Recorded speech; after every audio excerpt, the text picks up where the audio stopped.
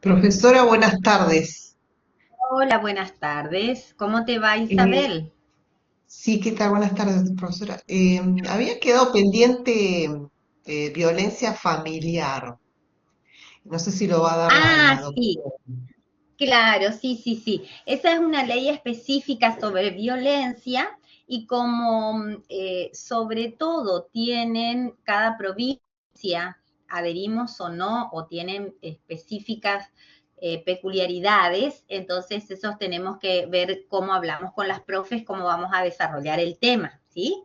Pero sí, nos acordamos que quedó violencia, Isabel. Y no te Ah, preocupes, bueno, vamos, una vez que vamos avanzando, vamos a ir tratando de ver los temas que por ahí nos quedaron sueltitos, ¿sí? Muy bueno, bien, muchas gracias. no, no es nada.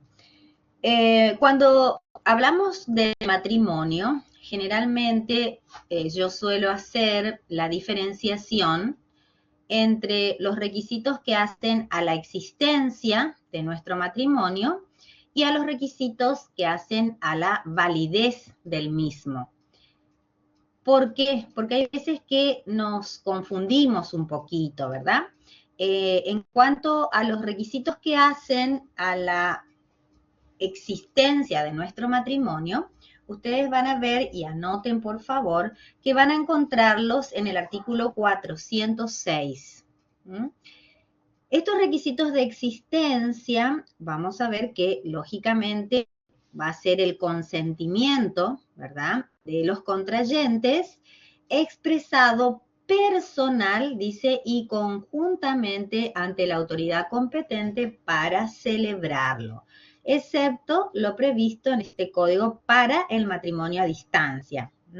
El acto que carece de este requisito no produce efectos civiles, o sea, es muy distinto, muy diferente. Entonces, en nuestra materia, eh, considerar un matrimonio como no teniendo estos requisitos que hacen a la existencia del mismo, como yo les decía, y que no va a producir ningún efecto civil, lógicamente, si no tienen estos requisitos, a que no que ese matrimonio entonces esté afectado de impedimentos o de vicios del consentimiento, ¿verdad? Por eso, este artículo de 406 habla de requisitos de la existencia del matrimonio. Actualmente, entonces, a partir de la sanción del Código Civil y Comercial Unificado y también anteriormente en el dictado o a partir del dictado entonces de la Ley 26618 del matrimonio igualitario, se ha derogado el artículo 172 antiguo, puesto que en el mismo también existía como otro requisito para la existencia del matrimonio la diversidad de sexo, ¿verdad? Entonces, actualmente, cuando nosotros le preguntemos cuáles son los requisitos de existencia del matrimonio, ustedes nos van a tener que decir que son dos, ¿verdad?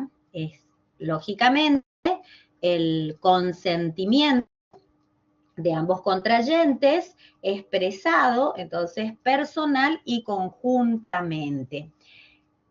Pero además de ese consentimiento, vamos a tener entonces que el otro requisito va a ser que ese consentimiento sea expresado ante la autoridad competente para celebrar matrimonios en la República Argentina, por supuesto, ¿no? Es decir, ante el oficial del registro civil.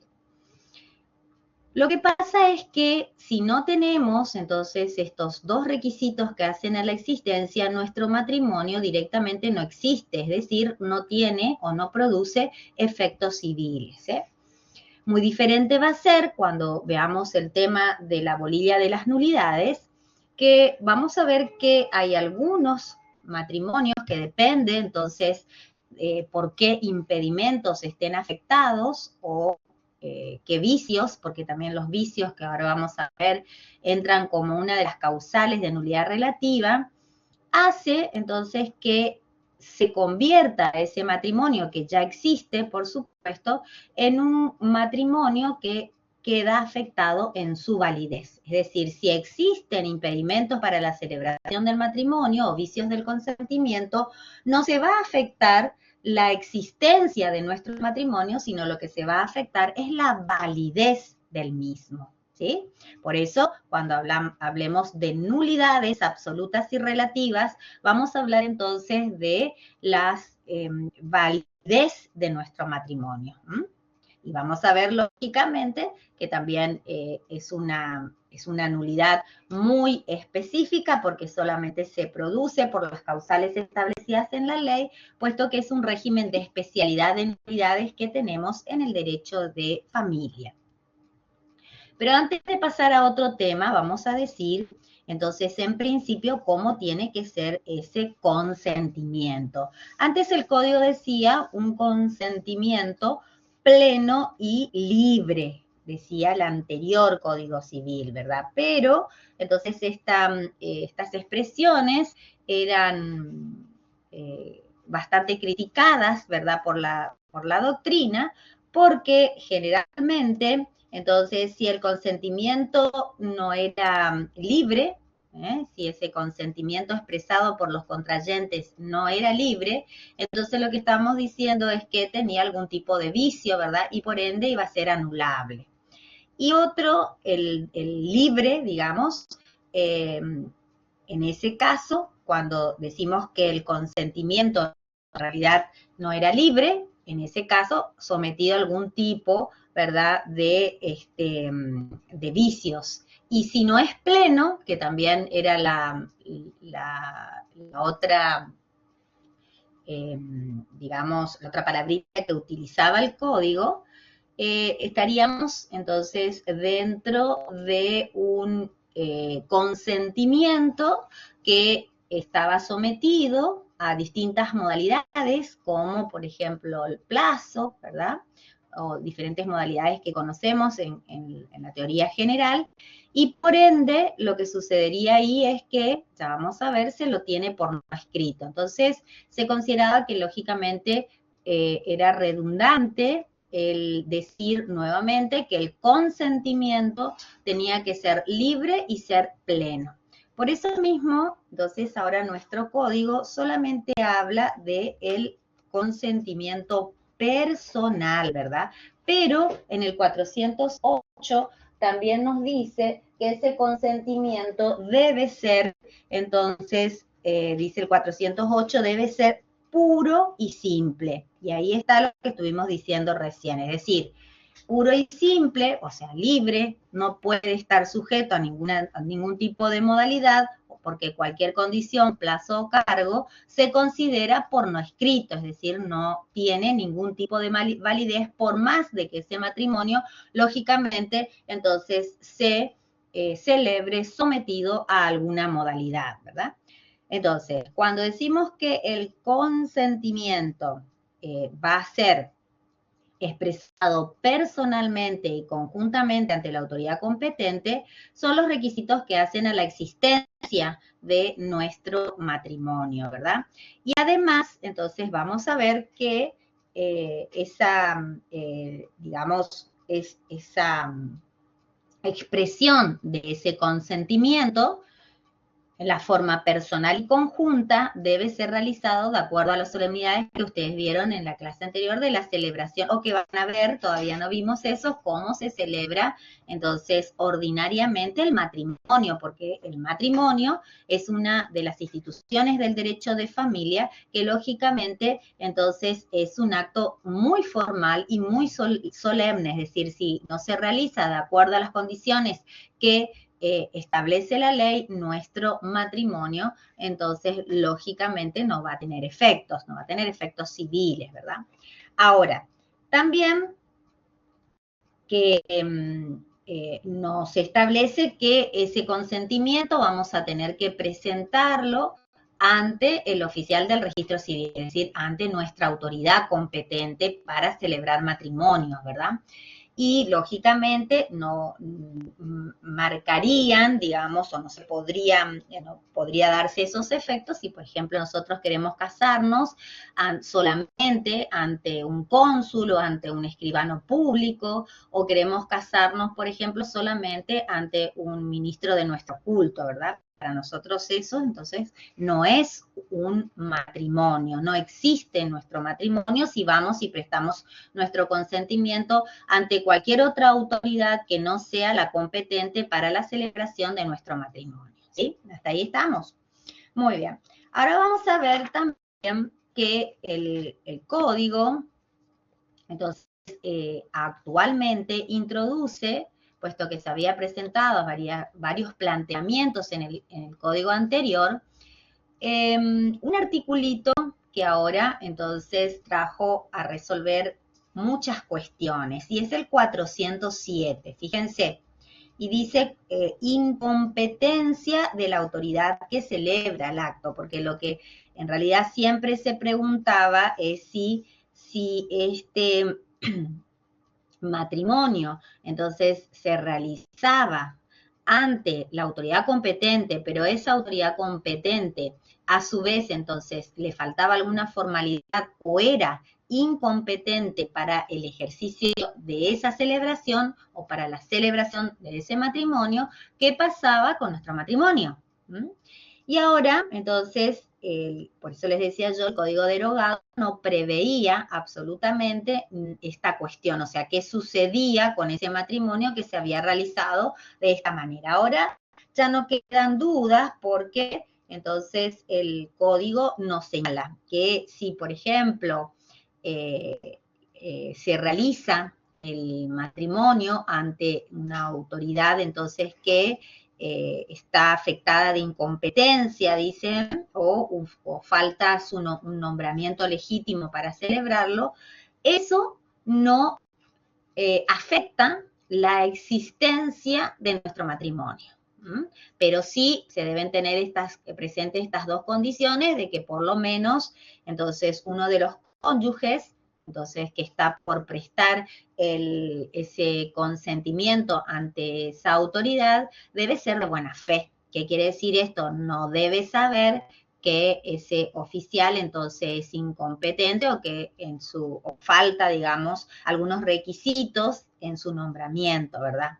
Y lógicamente, además de eso, además de ser uno por lo menos de buena fe, también es necesario que este oficial del registro civil lógicamente esté ejerciendo públicamente sus funciones, ¿verdad? Eso es lógico, es decir, no sembrar ningún tipo de dudas de que esta persona sabe específicamente o los contrayentes pueden darse cuenta de que efectivamente este oficial del registro civil que los va a casar no es competente para hacerlo, ¿verdad? Pero ahora el código dice que no afecta la existencia entonces del matrimonio por la incompetencia o falta del nombramiento legítimo de la autoridad para celebrarlo.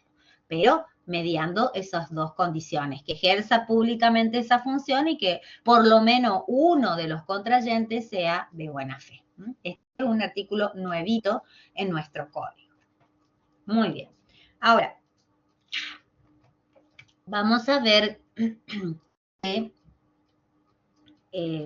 entonces este consentimiento, como estuvimos diciendo nosotros, que hacen a los requisitos de existencia de nuestro matrimonio, tiene, como dice el artículo, que ser otorgados en forma personal, ¿verdad? Y conjuntamente por ambos contrayentes.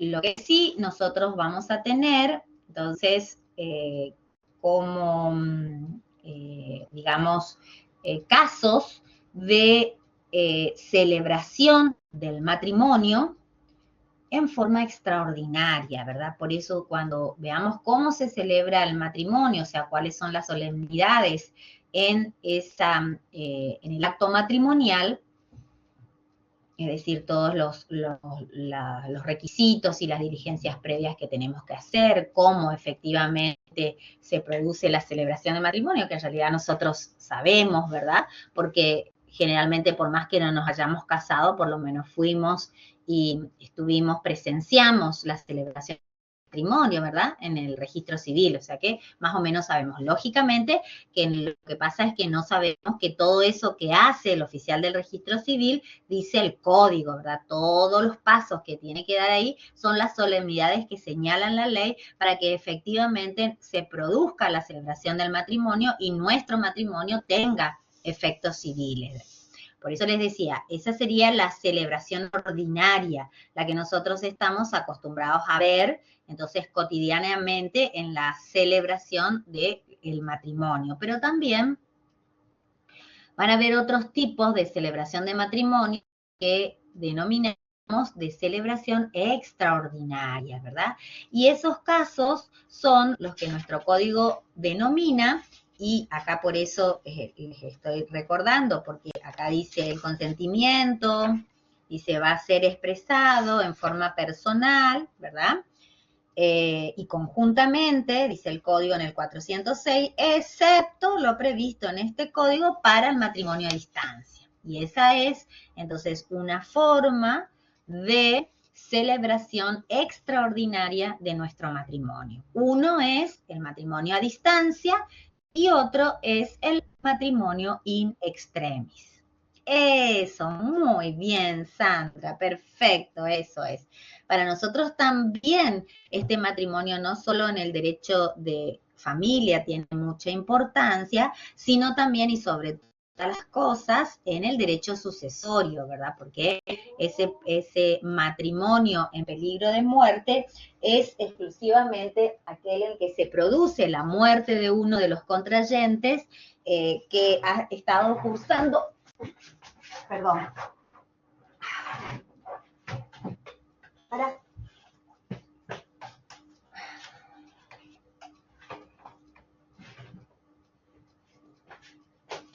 Perdón, es mi perrito, es re viejito, tiene 17 años, quiere que le esté mirando solo a él y se me mete en el módem y casi me tiró el módem.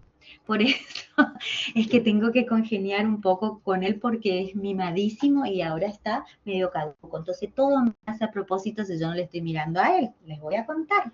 Así que le voy a ver si le saco un poquito.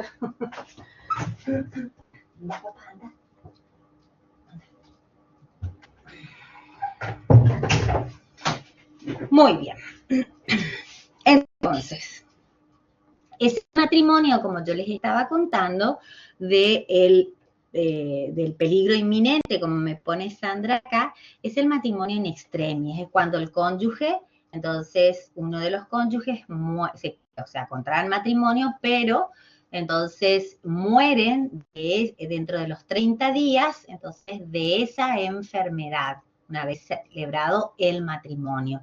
Y ahí está la pregunta sobre todo de si qué pasa con la vocación sucesoria. Entonces nosotros ya vamos a ver que en determinadas circunstancias, siempre si ha sido para regularizar una situación ya existente con anterioridad, obviamente este matrimonio in extremis no va a producir la pérdida de nuestra vocación hereditaria. Pero el caso del matrimonio que estábamos hablando acá, o sea, el matrimonio a distancia, es aquel entonces que ahora el Código Civil y Comercial Unificado ha regulado dentro de las disposiciones del derecho internacional privado. Solamente acá nos da como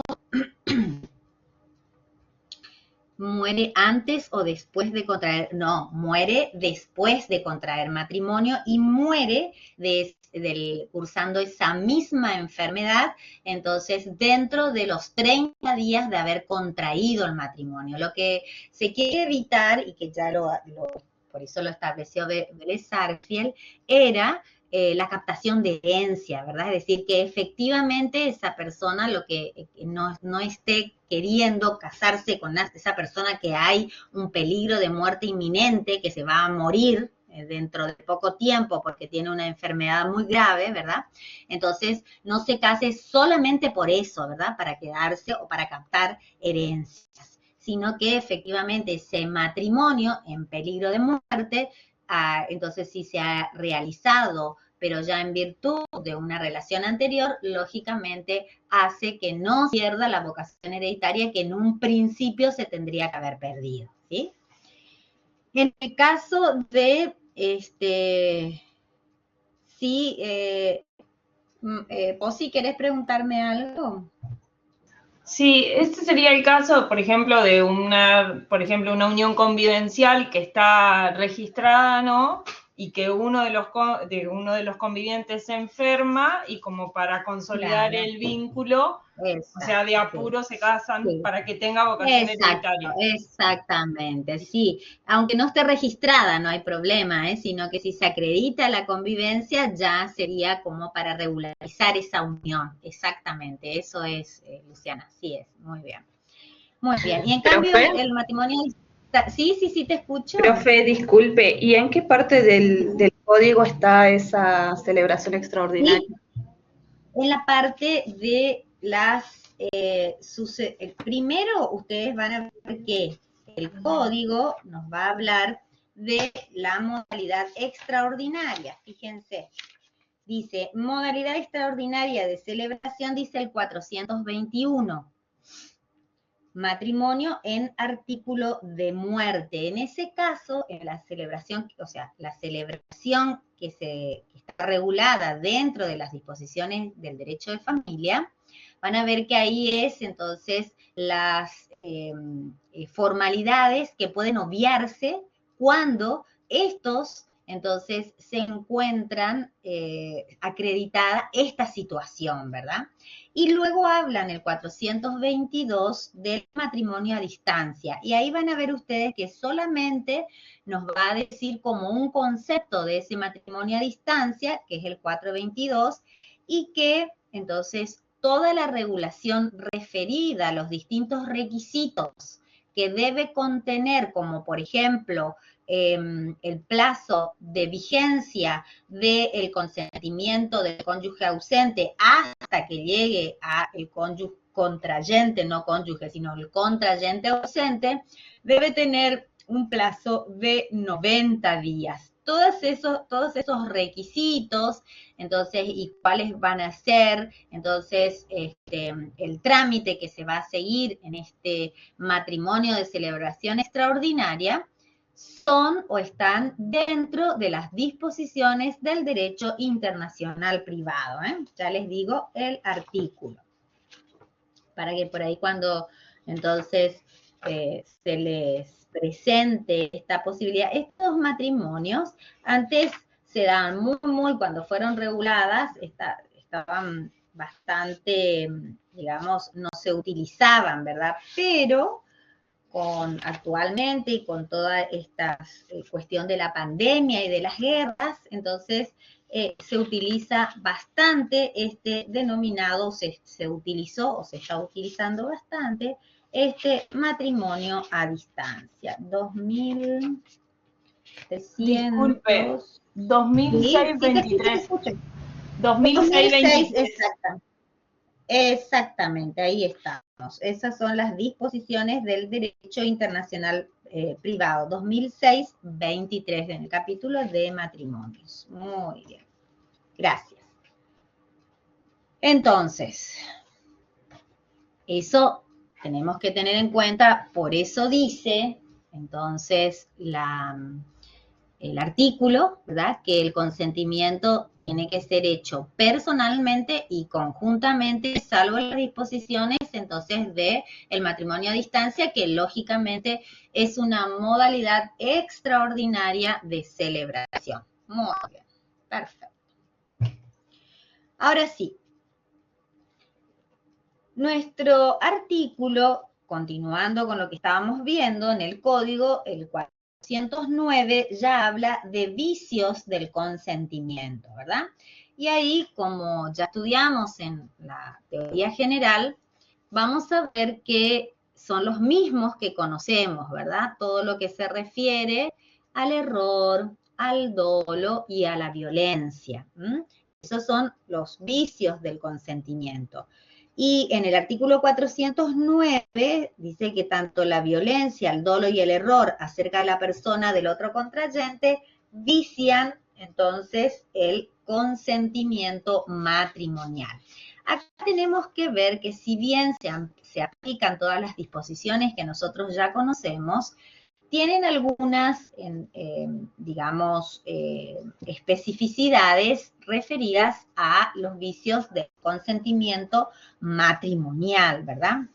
Por eso, vamos a ver que en el caso, sobre todo de, como se cita acá, de la violencia, cuando hablamos de los tipos de violencia y específicamente la violencia física, es bastante improbable, ¿verdad?, que se pueda dar en la celebración de nuestro matrimonio, la prestación del consentimiento, porque ya van a ver ustedes que la celebración del matrimonio es un acto público, ¿verdad?, que tiene que intervenir, lógicamente, además de los contrayentes, eso, el oficial del registro civil, y obviamente los testigos, es decir, que es un acto que se hace públicamente y con una serie de formalidades, pero sobre todo porque es un acto público, es decir, nadie puede ir a ponerle un revólver en la cabeza como para que diga sí, quiero casarme, ¿verdad? Porque lógicamente no va a ser posible, ¿no?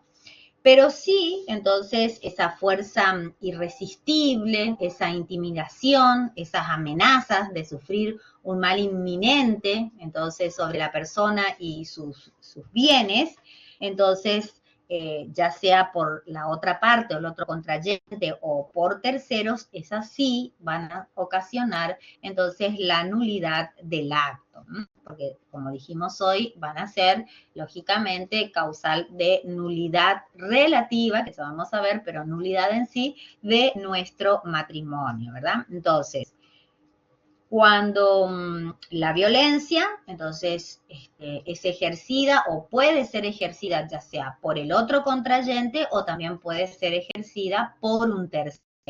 Y puede ser también esa amenaza de sufrir ese mal grave e inminente, entonces, ya sea el cónyuge o, mejor dicho, no el cónyuge, sino el contrayente, y también puede ser, por ejemplo, los bienes, entonces, de esa persona o también terceros muy allegados a esa persona que lógicamente es objeto de esa fuerza irresistible o de esa amenaza, ¿verdad? Que lo que produce es ese temor, digamos, ¿no? Ahora, también vamos a ver que se establece que el estado de necesidad, digamos, algunos autores consideraban que el estado de necesidad podría incluirse como una causal, digamos, de violencia y que por ende traería la nulidad del matrimonio, ¿no? Pero la mayoría de los autores coinciden entonces que no se puede incluir ese estado de necesidad como un supuesto, digamos, en el cual el consentimiento matrimonial se encontraría viciado. Lo mismo va a suceder diferente, o sea, lo mismo que entonces nosotros estamos acostumbrados a escuchar de lo que es el error, pero acá con características específicas en el derecho de familia, ¿verdad? El error, como dice el código, el error acerca de la persona del otro contrayente. ¿Por qué? Porque va a delimitar estos distintos tipos de errores, porque desde que empieza a aparecer el error, digamos, como vicios para el consentimiento matrimonial, se fue pasando por diversas etapas, ¿verdad? Una primera etapa, o sea, que solamente se reconocía el error en la persona. Es decir, yo pensé que me casaba con Juan y me casaba con Pedro. Ese era el primer error que se podía aceptar entonces como vicio del consentimiento. Luego, en una segunda etapa, también se incluyó el error entonces sobre la identidad civil, digamos, de las personas, de la persona. Y luego, entonces, finalmente, y es la postura que tenía el anterior código, y también el que tiene el Código Civil y Comercial unificado, que nos dice que el error, dice en el inciso B, acerca de las cualidades personales del otro contrayente, ¿verdad? Si se prueba que quien lo sufrió no hubiese consentido el matrimonio si hubiese conocido ese estado de cosas y apreciado razonablemente la unión que contraía. ¿Sí? Entonces, cuando se establece esa postura, digamos, cuando el error también se produce sobre las cualidades personales del otro contrayente, ¿verdad? Es decir, el error es tan fuerte, el error es tan grave sobre todo, entonces o es tan determinante que lógicamente si el otro contrayente no, o mejor dicho, si el otro contrayente conocía el verdadero estado de las cosas, es decir, no entraba en ese error, no hubiese prestado su consentimiento matrimonial, ¿verdad? Entonces, no habría consentido, no habría prestado su consentimiento. Por supuesto, sí, sí te escucho, Teresita.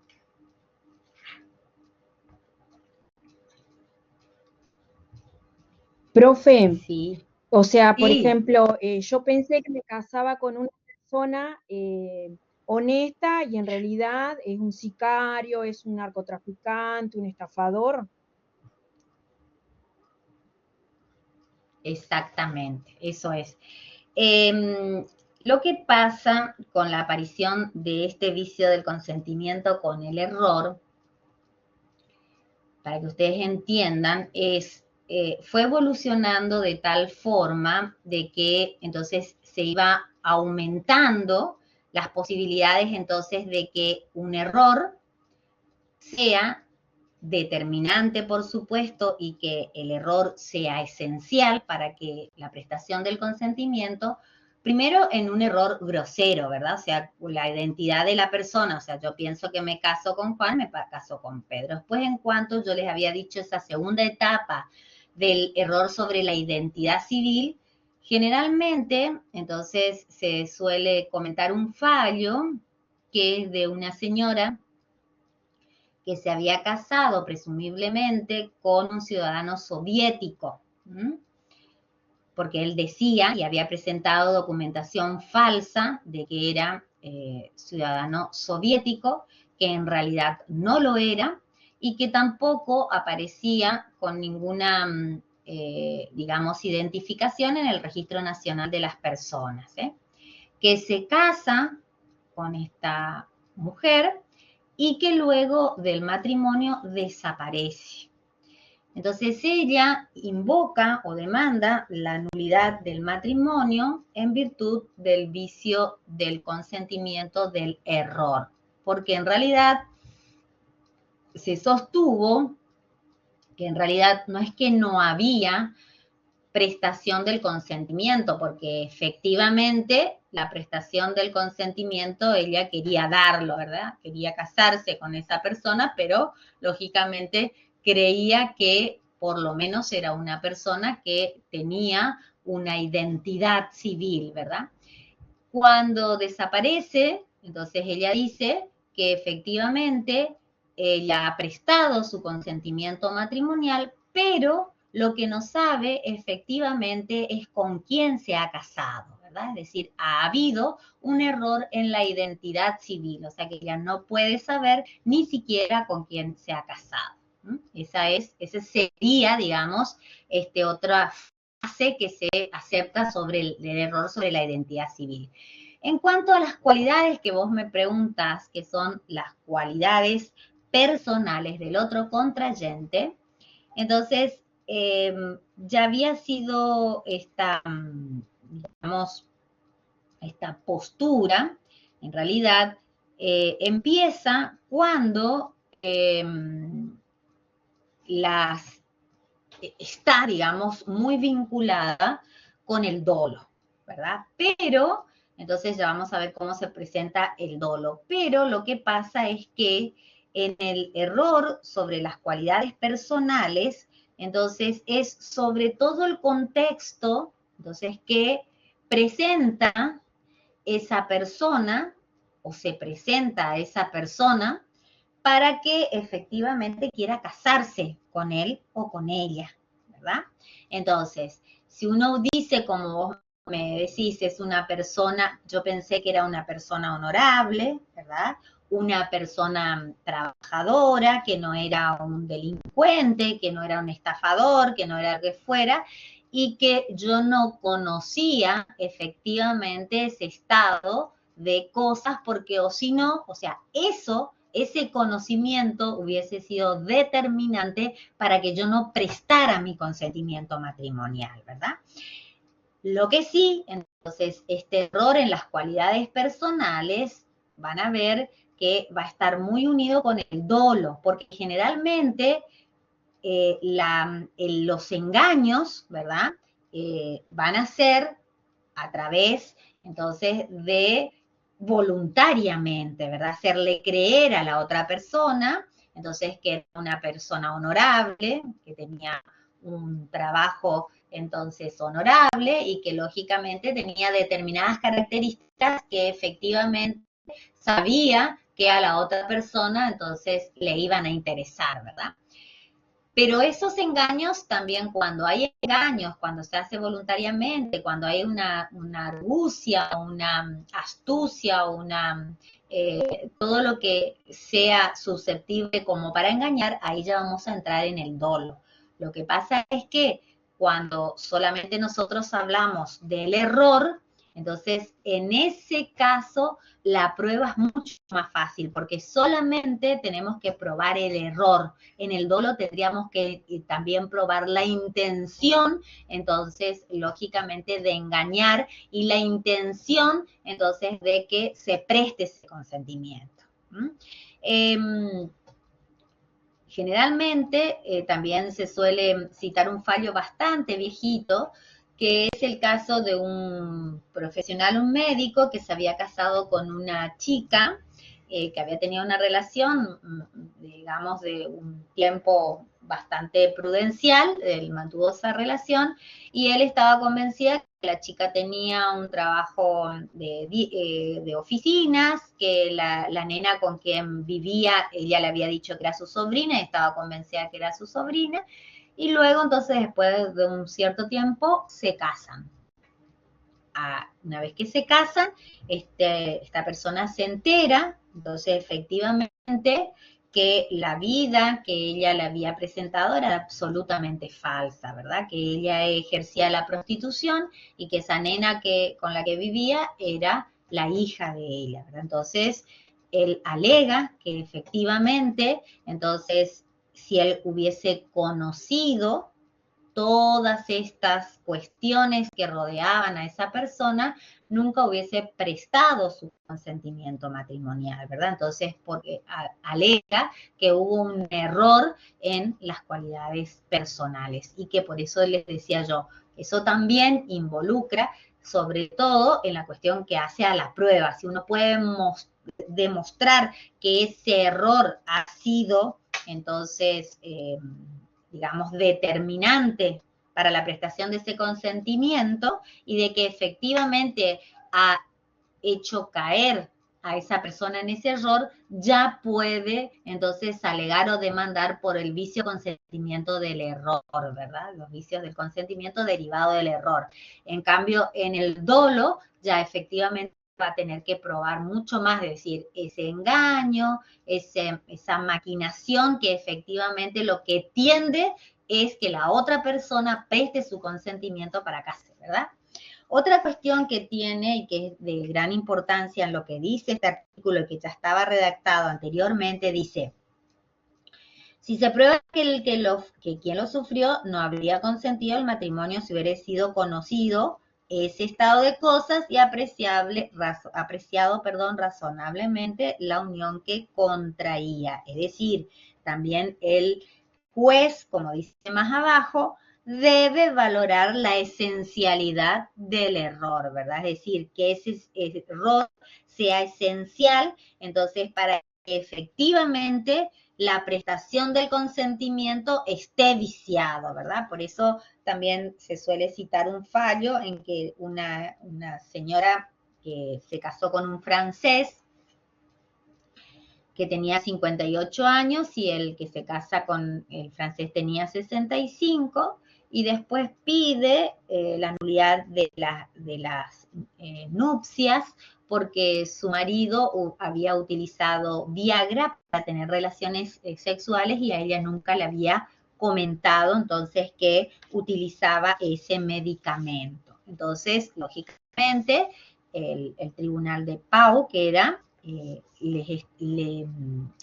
dictaminó de que eso entonces no probaba la impotencia de su cónyuge y que lógicamente ella no podría desconocer que ya en esa edades, y sobre todo la edad del francés, entonces siempre la potencia sexual va a disminuir, ¿verdad? Entonces los jueces consideraron que ese error, si bien había un error, no era esencial, ¿verdad?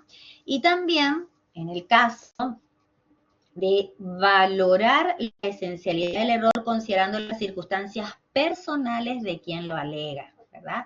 Porque entonces uno puede, lo que el juez siempre va a tener en cuenta, sobre todo es porque determinados errores, ¿verdad? En este caso, sobre todo ligado a las cualidades personales, entonces, del otro contrayente, puede ser que entonces ese error sea esencial, ¿verdad?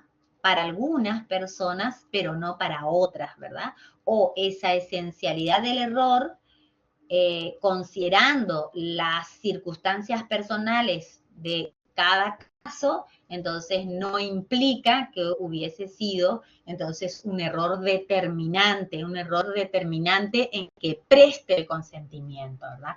Eso es el problema, entonces, en cuanto a los vicios del consentimiento. Siempre ustedes tienen que tener en cuenta de que todas estas maquinaciones o no, o errores que hagan caer en el error, es para la prestación de ese consentimiento, ¿verdad? De que si no se hubiese hecho caer en ese error, no, entonces hubiese dicho el sí, ¿verdad? No hubiera prestado el consentimiento matrimonial. ¿Sí te escucho, Cecilia?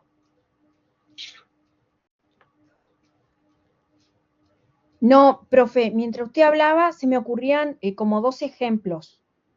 Sí. Uno, por ejemplo, en el caso de decir que un cónyuge, ¿no? Varón diga, yo me casé porque me dijo que el hijo que estaba esperando era mío y ahora resulta que no es mío. Claro, claro, claro.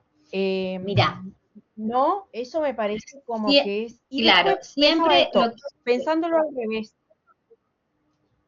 Pensándolo sí, al revés, por ejemplo, ella nos casamos y ella ya sabía que era estéril, pero nunca me lo dijo, entonces nunca íbamos a poder formar, digamos, una familia, claro, prolongar, ¿no? La familia.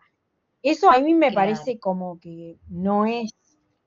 No, no, no, exactamente. Nosotros siempre tenemos que ver que los vicios, o sea, todo lo que se refiere a la nulidad, sobre todo del matrimonio, entonces no va a constituir causales otras que no sean, ¿verdad? El error, el dolo, la violencia. Es decir, no podés, por ejemplo, solicitar la nulidad diciendo, por ejemplo, que la celebración de tu matrimonio, de las nupcias, ha sido simulada. O, por ejemplo, con algún tipo de reserva mental. En el caso, sobre todo, de lo que vos me comentás de la impotencia, lo que pasa es que antes de nuestro actual código, nosotros teníamos, antes de la reforma, teníamos también como causal de nulidad relativa la impotencia, pero siempre fue la impotencia coendi, no la impotencia generandi, ¿verdad? Entonces, lógicamente, después por ser realmente agraviante esta causal, porque entonces había una serie de cuestiones que tenían que ser ventiladas, ¿verdad? Se ha sacado, pero entonces esas cuestiones, por eso decía yo, el no cumplimiento de lo que vos me podés decir hace a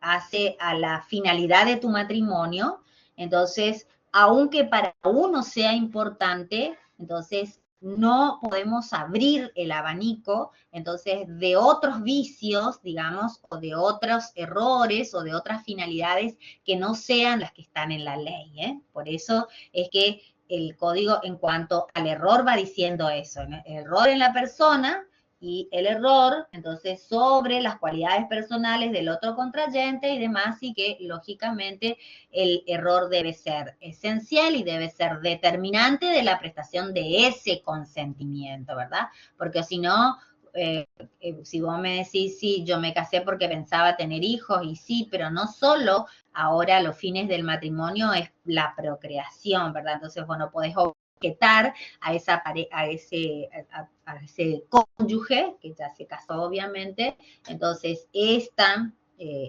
causal, digamos, ¿no? Eso es. Entonces hay que generalmente entonces entenderlo más restrictivamente, ¿no? Con el dolo pasa lo mismo, ¿verdad? El dolo, si bien en general son lo que nosotros conocemos, todas esas maniobras, digamos, que uno realiza, entonces, para que efectivamente preste el consentimiento matrimonial, ahí sí que efectivamente, entonces, ese dolo siempre también va a tener que ser esencial, ¿verdad? Y no solo esencial, sino también va a ser grave para que efectivamente esa causa o ese dolo entonces presuponga que el otro contrayente preste el consentimiento matrimonial, ¿verdad? Por eso es grave y lógicamente entonces es determinante de la prestación de la voluntad matrimonial, ¿verdad? Por eso, o sea, esa astucia, esa maquinación, entonces la falsedad de los determinados hechos, lo que se busca o la intención que tiene es la prestación del consentimiento. Eso, sobre todo, entonces, es lo que hace a causales de nulidad relativa derivada de los vicios del consentimiento, ¿sí?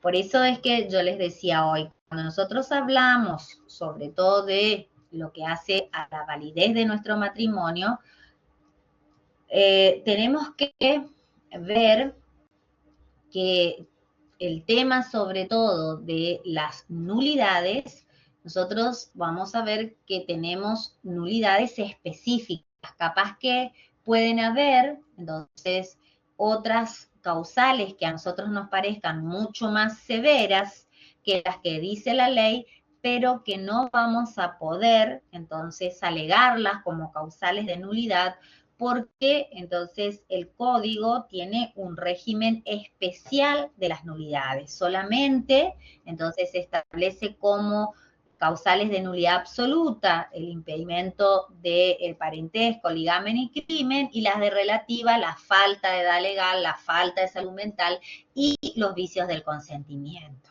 Por eso digo, capaz que ustedes por ahí ven o encuentran alguna otra causal mucho más fuerte, pero que para nosotros no va a poder ser alegada como causal de nulidad. Exactamente, así es. Por eso decimos, el régimen es de especialidad. No hay más, entonces, nulidades que la que establece nuestro Código Civil y Comercial. Y ahí te establece sobre todo quiénes son las personas legitimadas para iniciar la acción de nulidad en cada uno de los supuestos y entonces los efectos diferentes que tienen tanto las nulidades absolutas con respecto a las nulidades relativas, que las más gruesas son la imprescriptibilidad y las otras de la nulidad relativa, que también se puede producir la confirmación o la consolidación de nuestro matrimonio, cuando se dan determinados supuestos que también establece la ley. Y la ley también dice cuáles son esos supuestos que va a producir la caducidad de la acción y por ende, entonces, la confirmación o la consolidación de mi matrimonio, ¿sí? Pero eso ya hace sobre todo a la validez, por eso les decía yo, de nuestro matrimonio. Antes de ver todo eso, ustedes primero van a tener que ver todo lo que hace a la oposición a la celebración del matrimonio, a la celebración del matrimonio en forma ordinaria y extraordinaria, como estamos comentando, y ahí recién vamos a entrar a las nulidades, ¿sí? Muy bien.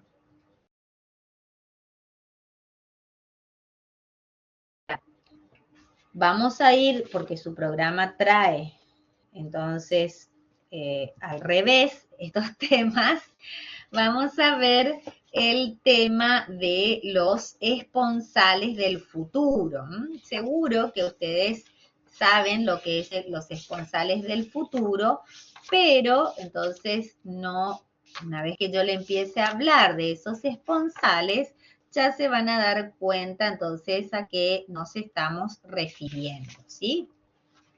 Ahora, eso, muy bien. ¿No dieron todavía, no, esa? Porque si no, creo que no dimos porque el programa viene después. En el programa, yo estuve mirando, el programa viene después, ¿sí? Muy bien. Este es eso, muy bien, Luciana. Cuando me dice Sandra la promesa bilateral de contraer matrimonio, entonces en el futuro, ¿verdad? Siempre esa promesa, como me dice ella, debe ser recíproca, ¿verdad? De uno y el otro, de ambos, de contraer matrimonio, lógicamente, en el futuro, porque lógicamente una promesa unilateral no es constitutiva, entonces, de estos que nosotros denominamos esponsales del futuro, ¿verdad? Algunos autores anteriormente ponían determinados requisitos para que efectivamente sea considerado como la promesa de la esponsalía, ¿verdad? De que, por ejemplo, a esa promesa bilateral, como estamos diciendo, también se le agregue, por ejemplo, una fecha cierta o más o menos determinada para decir que efectivamente entonces era una promesa mutua de contraer matrimonio en el futuro, ¿verdad? Y algunos, entonces, y generalmente en todas las legislaciones anteriores, y obviamente en la Argentina hasta antes de la 26618, también se decía que era la promesa bilateral, lógicamente, de dos personas de diferentes sexos, ¿verdad? Pero a partir ya de la 26618, ya también nuestra legislación, entonces puede ser tanto de personas del mismo como de diferentes sexos, ¿verdad? Esa promesa recíproca y bilateral de contraer matrimonio en el futuro. Lo que quiere decir el código cuando empieza, dice, este código no reconoce esponsales del futuro, ¿verdad? Cuando dice no reconoce esponsales del futuro, en realidad lo que nos están queriendo decir es que ninguna promesa, entonces, realizada por los contrayentes, o por uno o por otro, o realizadas recíprocamente, mejor dicho, van a poder ser exigidas judicialmente. O sea, no se puede exigir judicialmente, ¿no? El cumplimiento de la promesa de matrimonio. Por eso dice, este código no reconoce esponsales del futuro, que quiere decir entonces que no puede solicitarse un cumplimiento forzoso, entonces, de esa promesa si el otro ya no quiere cumplirla. estamos, porque todos tenemos entonces libertad de casarnos o de no casarnos hasta el mismo momento de la prestación del consentimiento matrimonial, ¿verdad? Entonces, si yo me arrepiento de esa promesa, entonces nadie puede exigirme judicialmente, entonces, que yo cumpla con mi promesa de matrimonio. En este caso de los esponsales, digamos, vamos a ver que hubo una evolución bastante importante en cuanto a la concepción y a lo que se podía reclamar o no de los esponsales del futuro, ¿verdad? Así, el Código de Vélez y también la primera ley de matrimonio civil, que era la 1393 o la 2393, como yo le digo para acordarnos mejor, también decían que la ley no reconoce esponsales del futuro, pero luego decía, ningún tribunal admitirá demandas sobre la materia, ni por indemnización de perjuicios que ellos hubiesen ocasionado.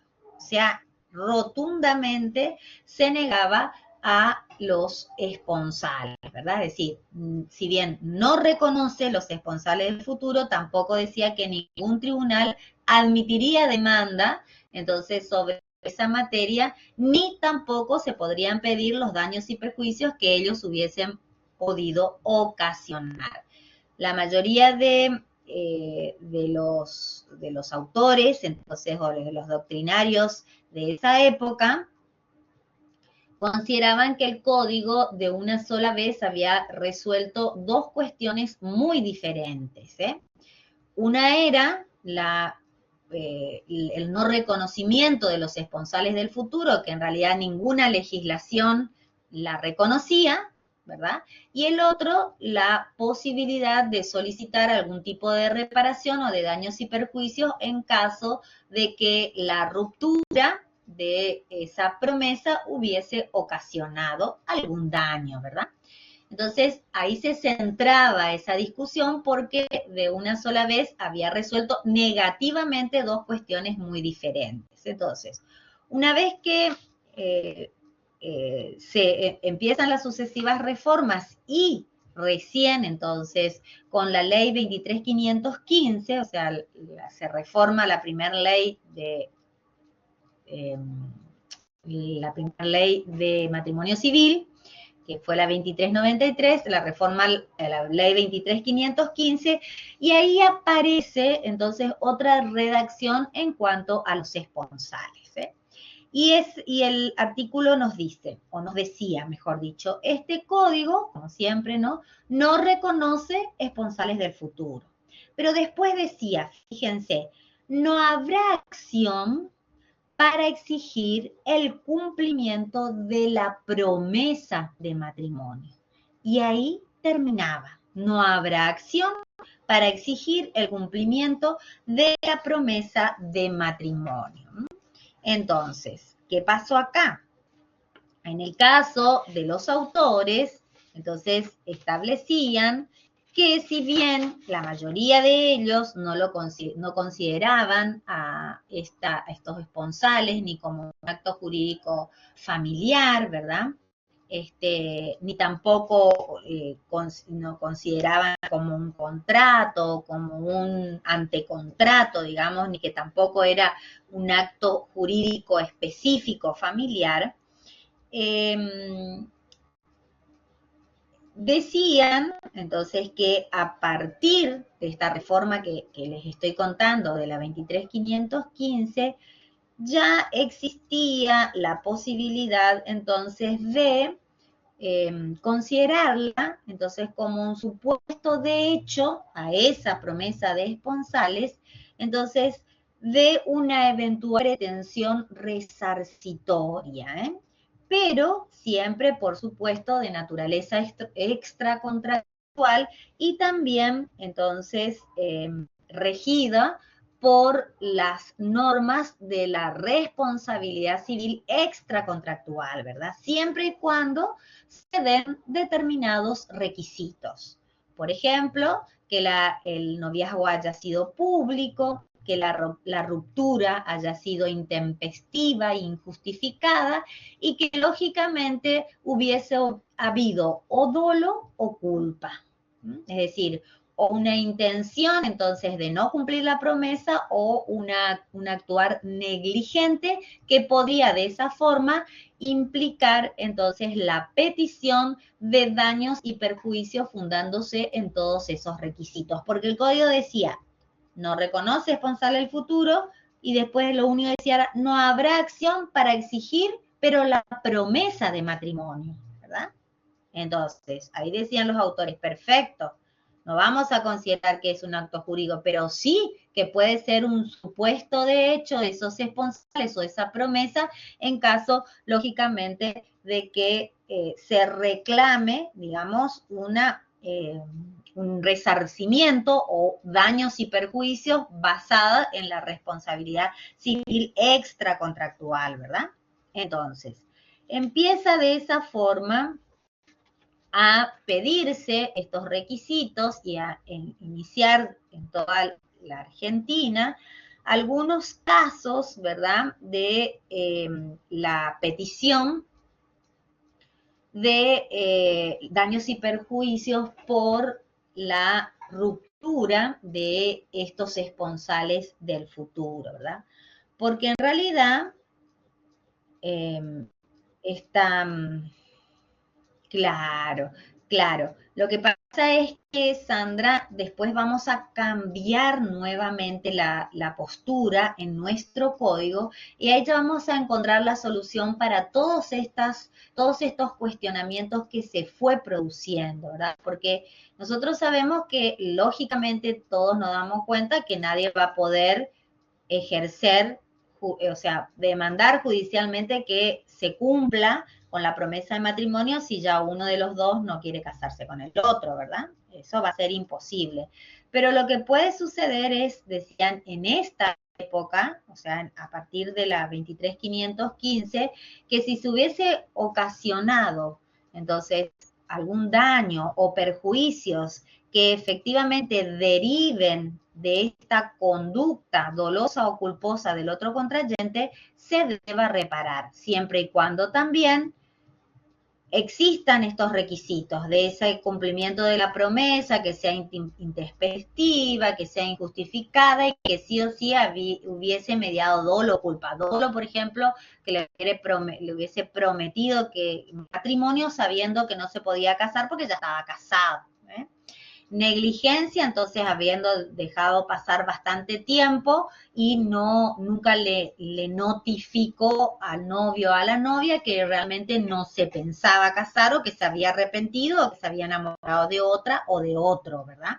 Entonces, todas esas cuestiones consideraban sobre todo el doctor Zanoni que podían ser un supuesto de hecho de una eventual pretensión resarcitoria, pero regida por las normas del derecho común, de la norma, digamos, del derecho civil extracontractual, no del derecho de familia. Y entonces ahí empiezan a solicitar este tipo de cuestiones, porque el drama era, sobre todo, cuando, por ejemplo, entre los novios, empezaban a comprar cosas juntos, ¿verdad? Que generalmente entonces empiezan a armar el departamento, empiezan a comprar las cosas para vivir, o si el departamento es de uno de ellos, empiezan a reformar, a hacer mejoras y demás, porque se va a hacer su futuro hogar, ¿verdad? O puede ser también que los progenitores de alguno de los cónyuges le hagan una donación, ¿verdad? A ambos y en vistas a ese futuro matrimonio. Es decir, una serie de circunstancias que se pueden dar que con la ruptura, digamos, de esta promesa se produzcan, ¿verdad? Y lógicamente sean posibles de reparación, decía la doctrina. Por eso, cuando se empezaban a dar todas estas cuestiones, los autores también digamos, se inclinaban a que la extensión o el pedido del resarcimiento, entonces iba a involucrar muchos daños, ¿verdad? Sobre todo el daño más fuerte, ya sabemos que va a ser el daño moral, ¿verdad? Porque generalmente, entonces, esa ruptura, si era intempestiva e injustificada, iba a producir generalmente un daño muy fuerte a la otra persona, entonces que lógicamente no había cumplido la promesa de matrimonio. Y empiezan entonces a ver qué daño se puede pedir. Bueno, el daño emergente, entonces también decían los autores que se puede pedir, tanto un daño emergente actual como el futuro actual, por ejemplo, de todos los gastos que hubiesen podido hacer en vista de ese futuro matrimonio, pero también puede ser un daño, digamos, emergente que sea futuro. Por ejemplo, si el novio o la novia habían ganado una beca, pongámosle, y que del exterior para continuar sus estudios o para hacer posgrados, para lo que fuere, y que, digamos, renuncia a esa, o rechaza, digamos, esa oferta porque era inminente la celebración de su matrimonio, ¿verdad? Entonces ahí podemos englobarlo también dentro de ese daño emergente, lógicamente, pero también futuro. Pero sobre todo, entonces, eso que yo les contaba, ese daño moral, ¿verdad? De todo lo que había producido la ruptura de esa promesa matrimonial. Por eso, entonces, para todas estas cuestiones, la doctrina hacía una diferenciación, depende de qué autor se tratara. Por ejemplo, el doctor Salvat hablaba de verdaderas donaciones y de simples regalos. Al hablar de verdaderas donaciones, es decir, todas aquellas compras o gastos y demás que se hubiesen hecho en virtud del matrimonio futuro, decía el doctor Salvat que eran pagos sin causa, ¿verdad? Es decir, que debían ser resueltas porque ya había terminado, entonces, su causa, porque lógicamente no había terminado el matrimonio, ¿no? La supuesta promesa de matrimonio. En cambio, los simples regalos sí no quedaban resueltos, decía Salvat. Después, esta diferenciación entre las verdaderas donaciones y los simples regalos había sido profundizada por Lago Marcino, ¿verdad? Entonces, decía, por ejemplo, cuando eran meros presentes de uso, en ese caso, o sea, uso para cada uno de los novios, digamos, eso quedaban irrevocablemente aceptados. En cambio, aquellos bienes que fuesen donados por causa de matrimonio futuro, entonces, por ejemplo, como decíamos hoy, el departamento para el futuro hogar conyugal, en ese caso, entonces, todas las donaciones en principio, tenía un artículo del código anterior de que son irrevocables y decía que solamente este tipo de donaciones en virtud o en vistas al futuro matrimonio van a ser revocables si el matrimonio no llegara a celebrarse. Entonces, consideraba Lagor Marcino que todos los bienes donados por causa o en vista de ese futuro matrimonio tenían que ser revocados. Y otros autores, por ejemplo, consideraban que solamente, por ejemplo, la compra de esos bienes de uso, digamos, qué sé yo, un lavarropas, una ladera, cualquier otra cosa que compren para el hogar, decía, en realidad no pertenecen a la persona, entonces, en donde está, digamos, o a quien le entregaron esos bienes, porque esa persona, decía Guastavino, son considerados meros depositarios. Y entonces, si se terminaba esa promesa o se terminaba ese noviazgo, pesaba en esa persona, como en cualquier depositario, la obligación de restituir la cosa. Entonces, esas eran más o menos las distintas posturas. Lógicamente, que todos los regalos que los novios se hacen por su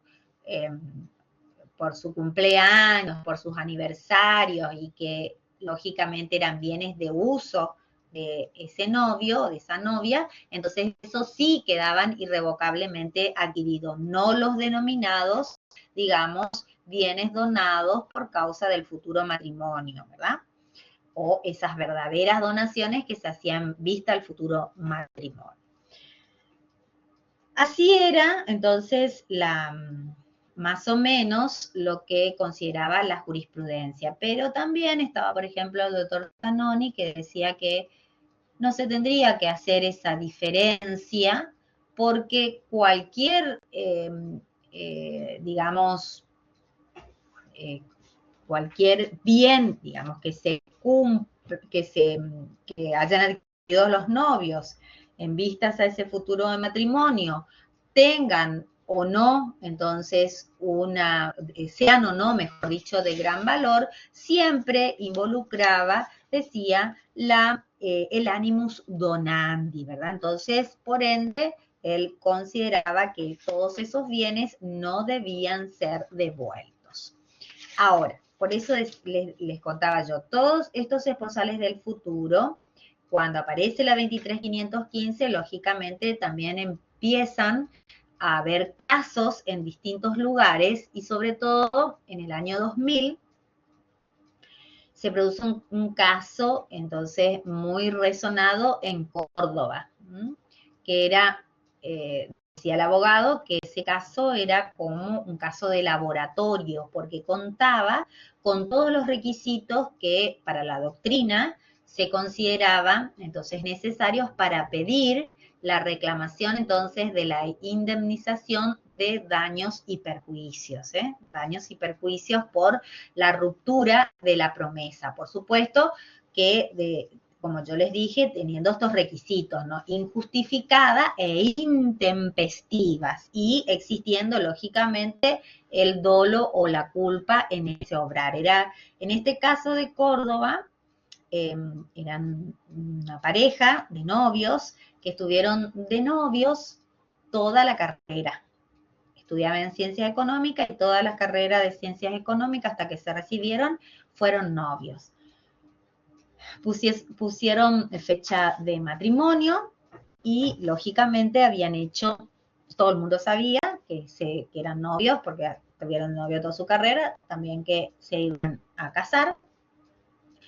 Ya empezando, la novia se había hecho el vestido de novia, ya habían contratado el lugar donde iban a hacer la fiesta de matrimonio, ya habían repartido las invitaciones, lógicamente se habían hecho todos los gastos relativos a la fiesta para la celebración de ese matrimonio, y todo estaba preparado hasta que en un determinado momento aparece el novio en la casa de la novia y le dice que no quiere casarse.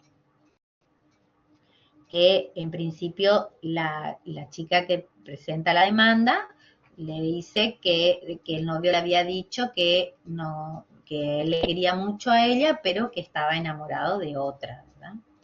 Y que entonces no iba a cumplir esa promesa, no se iban a casar. Entonces la chica, lógicamente, lo que pide es la indemnización por daños y perjuicios ocasionados por todas estas cuestiones que nosotros estuvimos viendo, por todos los gastos que habían hecho, por todos los preparativos, digamos, que tenía la boda, es decir, todos esos daños, ya sean emergentes de todas estas, digamos, de todos los preparativos de la boda.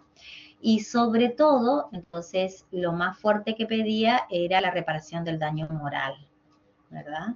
Es decir, el escarnio público que le había producido la ruptura de esa promesa de matrimonio, la no celebración de su matrimonio, a poquísimos días entonces de la fecha de casamiento, que el abogado dijo que lógicamente necesitó tratamiento psicológico y que se encontraba muy mal, debido entonces al escarnio público que le había producido entonces toda esta cuestión el novio, que le deja casi en las puertas del altar, ¿verdad? En ese caso, en primera instancia, entonces la Tora gana y le establecen un determinado monto de dinero por cada año de noviazgo.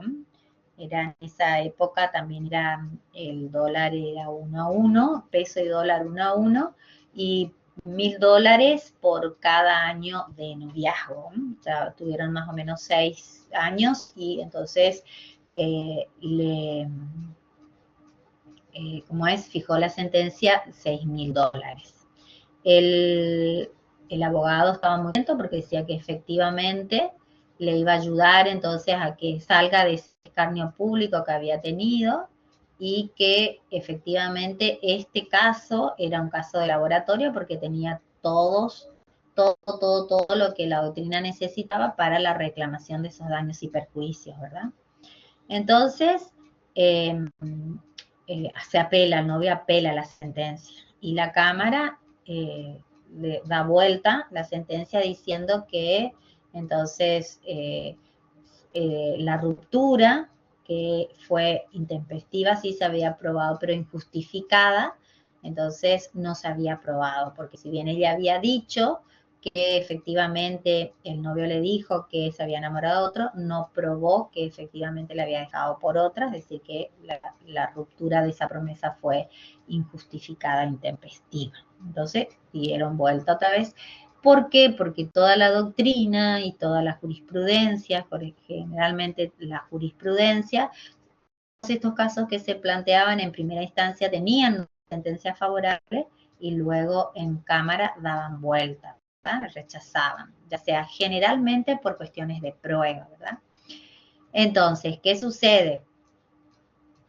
Así era, entonces no eran la mayoría de los tribunales en la Argentina, no eran afectos a este tema de los esponsales. Cuando aparece nuestro Código Civil y Comercial unificado, entonces ahí va a cambiar nuevamente y vamos a retroceder un poco a lo que teníamos en el Código de Vélez y en el Código de mejor dicho, en de Vélez y también en la ley de matrimonio civil anterior, o sea, la 2393, ¿verdad?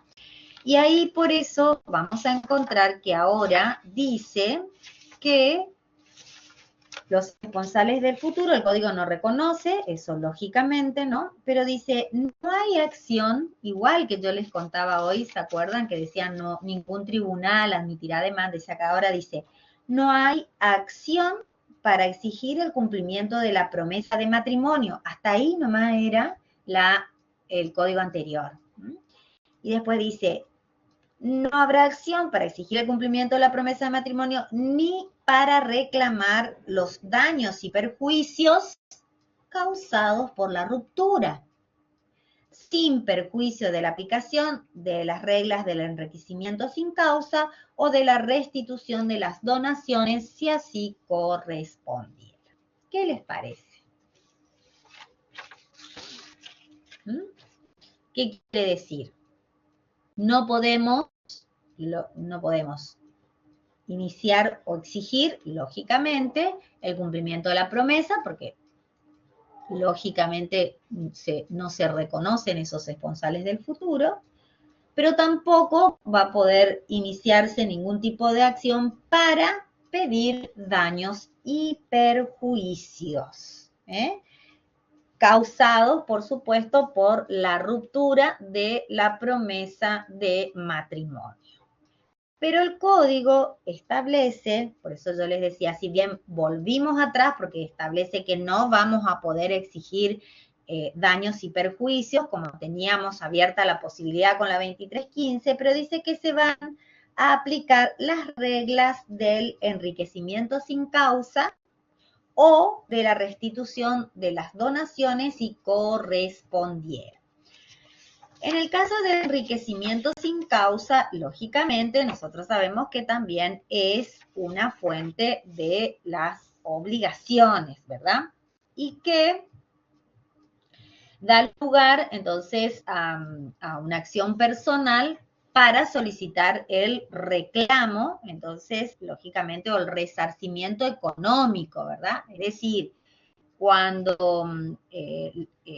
uno de los novios, entonces, por ejemplo, realizó determinados gastos o determinadas erogaciones que beneficiaron al patrimonio del otro, entonces pueda obtener el reintegro de lo que aportó, ¿verdad? Es decir, también en el principio general que nadie puede, ya sabemos nosotros también, enriquecerse injustamente a costa del otro, ¿verdad? Entonces, por eso se va a poder solicitar, y así lo establece esta figura del enriquecimiento sin causa, que está prevista no solamente para los esponsales, sino también para las uniones convivenciales, el pedido de este enriquecimiento ilícito, ¿verdad? Es decir, que a medida que una persona se enriquezca a expensa de otras, tiene que resarcir a el otro,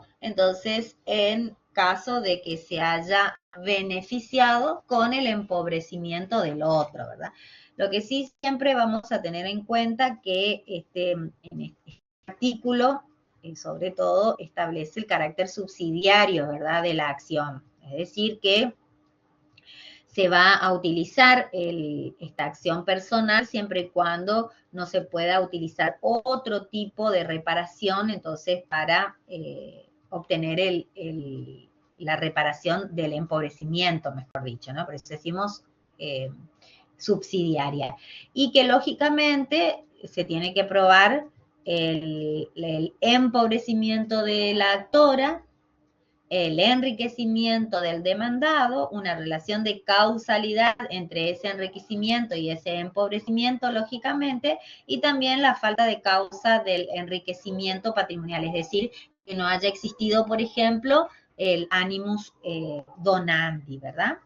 Por eso, esos serían los requisitos. Y el otro requisito que también agrega la ley es de que no existan, entonces, otras vías judiciales adecuadas para reclamar. Pero lo bueno que tenemos acá es que eso, entonces, se va a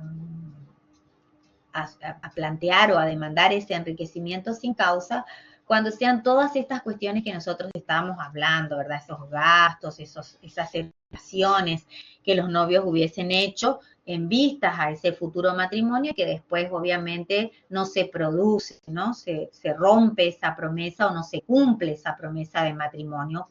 Pero también el código, entonces, ya les digo el artículo, también en la parte del régimen patrimonial del matrimonio nos trae la solución, entonces, de qué pasan con todas esas donaciones, como decíamos hoy, que, por ejemplo, entonces se hagan entre los cónyuges o entre los futuros cónyuges, mejor dicho, se hagan, o un tercero haga a favor de uno de los dos. ¿Cómo vamos a resolver este tema de las donaciones? Eso vamos a encontrar en el título 2 del régimen patrimonial del matrimonio. Y está en el artículo, o sea, en la sección segunda de las donaciones por razón del matrimonio, que se encuentran a partir del artículo 4, 51, 52 y 53. Y fíjense qué bueno que está esto, porque dice: en principio, todas las donaciones hechas en las convenciones matrimoniales se rigen por las disposiciones relativas al contrato de donación y solo tiene efecto si el matrimonio se celebra. O sea, nosotros vamos a ver que esas convenciones matrimoniales de la que habla esta parte del código, entonces se hacen entonces a través de escritura pública, ¿verdad? Y deben ser regidas por las disposiciones, por eso, como se hace cualquier otro contrato de donación. Pero, en este caso, las que tienen en vista entonces el matrimonio, solamente van a tener efecto si el matrimonio se celebra. Ahí ya tenemos entonces que va a estar sometida a esa condición, esa donación por más que se le haga. Pero el otro artículo, fíjense lo que dice. El 452 dice, las donaciones hechas por terceros, terceros, a uno de los novios o a ambos, o por uno de los novios al otro, como estábamos diciendo hoy, en consideración al matrimonio futuro, llevan implícita la condición de que se celebre matrimonio válido.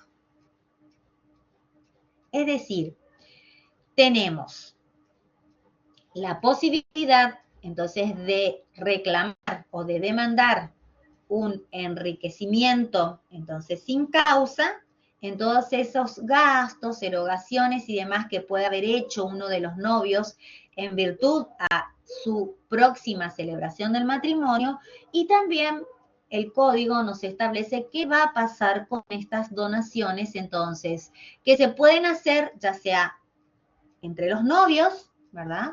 O que pueden hacer un tercero a uno de los novios o a ambos, para que siempre tengan en cuenta entonces que va a estar sometida a una condición implícita de que es que se celebre el matrimonio. Si no se celebra el matrimonio, todas estas donaciones quedan revocadas.